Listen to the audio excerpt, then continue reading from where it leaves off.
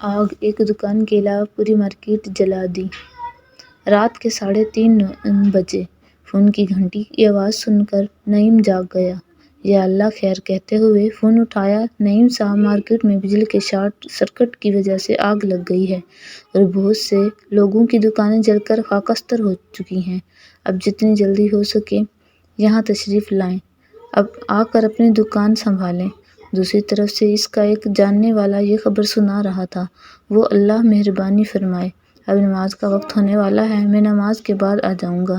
نعیم نے جواب دیا، حد ہو گئی یار، ابھی تک اگر کچھ بچ بھی گیا ہوا تو آپ کے نماز پڑھنے تک بھسم ہو جائے گا۔ جواب ملا، کوئی بات نہیں، اللہ مالک ہے۔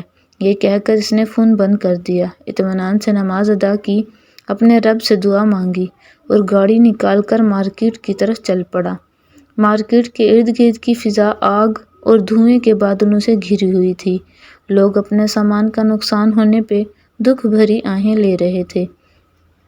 کچھ گورنمنٹ کو کوس رہے تھے، کچھ مقامی انتظامیہ کو، کچھ اپنے رب سے شکوہ کرنے میں مصروف تھے۔ نعیم کے علاوہ ہر کوئی اپنی دکان کھول کر دیکھ چکا تھا۔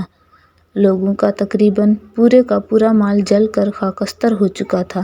اس نے سب کے سامنے اللہ کا نام لے کر اپنی دکان کھولی تو لوگوں کی آنکھیں حیرانی سے کھلی کی کھلی رہ گئیں جب انہوں نے دیکھا اس کا سارا مال سلامت تھا۔ لیکن نعیم کی نظریں بے چینی سے کپڑوں کے ایک تھان کی طرف دیکھ رہی تھیں جس کو آگ نے ایک سائیڈ سے معمولی سا جلا دیا تھا۔ لوگوں نے حیرانی سے کہا، تمہارا سارا مال بچ گیا ہے، تم ایک تھان کا ہلکا سا جل جانے پہ پریشان ہو۔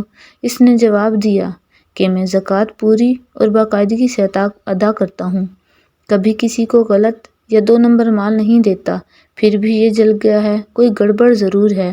حسابات نکال کر دل جمی اور احتیاط سے حساب کرنے پہ معلوم ہوا اس دفعہ زکوٰۃ کا مال ادا کرتے ہوئے غلطی سے کچھ کمی ہو گئی تھی۔ اس پہ اللہ نے اپنے بندے کو یاد دہانی کرائی تھی۔ اس نے فوری طور پر وہ مال ادا کیا، اپنا مال بچ جانے پہ بے اختیار اللہ کا شکر ادا کیا۔ ایمانداری سے کمائے گئے حلال مال اللہ حفاظت کرتا ہے۔ اللہ پاک کا حکم ہے زکوٰۃ ادا کرو۔ اس طرح کی کئی مثالیں ہمارے معاشرے میں موجود ہیں، بس اس سے سبق حاصل کرنے کی ضرورت ہے۔ رمضان المبارک کے مہینے میں ہی بلکہ باقی مہینوں میں بھی اپنے دل کو اللہ کی طرف راغب کیجیے، ایمانداری کی زندگی گزارنے کا عزم کیجیے۔